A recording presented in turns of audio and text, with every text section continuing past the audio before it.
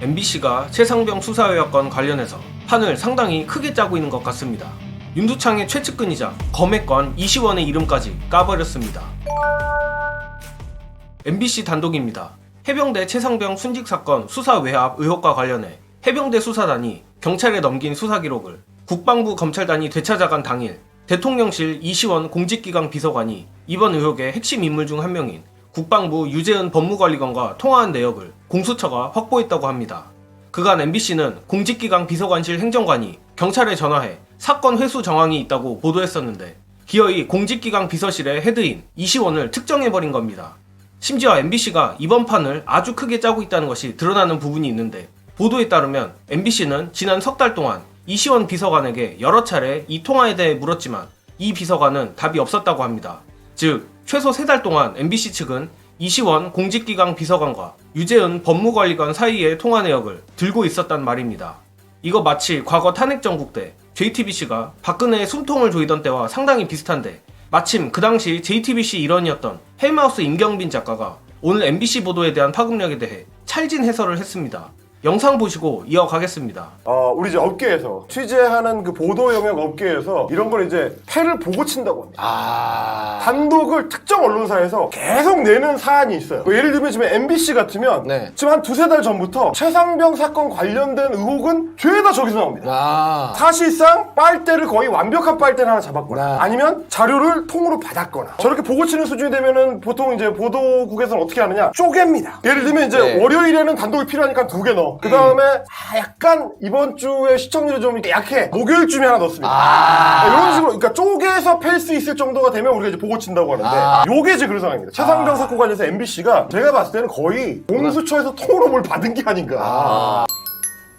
심지어 MBC는 조금의 틈도 주지 않았는데 기사에 따르면 공수처는 이시원과 유재은이 평소 자주 통화하던 사이가 아닌 것으로 보고 있다며 당시 통화가 정황상 상당히 의심스러운 점이 많다는 것을 암시했습니다.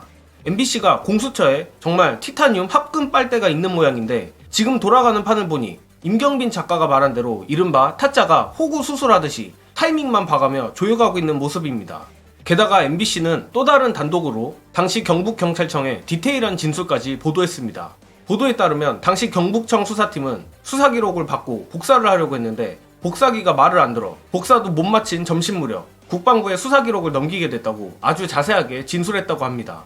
그리고 유재은 법무관리관과 협상을 했다는 묘한 얘기를 하는데 국가수사본부 관계자가 국방부가 사건을 가져가려 한다. 곧 전화가 갈 거라고 알려줬고 이후 유재은 법무관리관이 전화를 걸어와 자신이 협상을 벌였다라고 했습니다.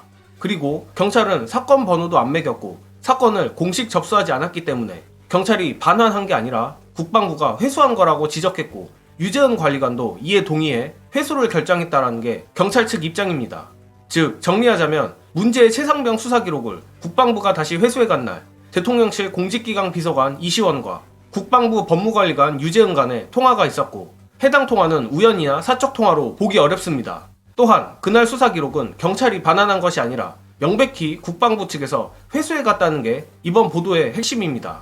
일단 제 개인적 예측으로는 이미 공수처가 두창이의 목을 날릴 모든 자료를 가지고 있고 마치 수사 기록에 준할 만큼 기사가 자세한 걸 봐서는 높은 확률로 MBC도 동일한 자료를 가지고 있는 것으로 보입니다.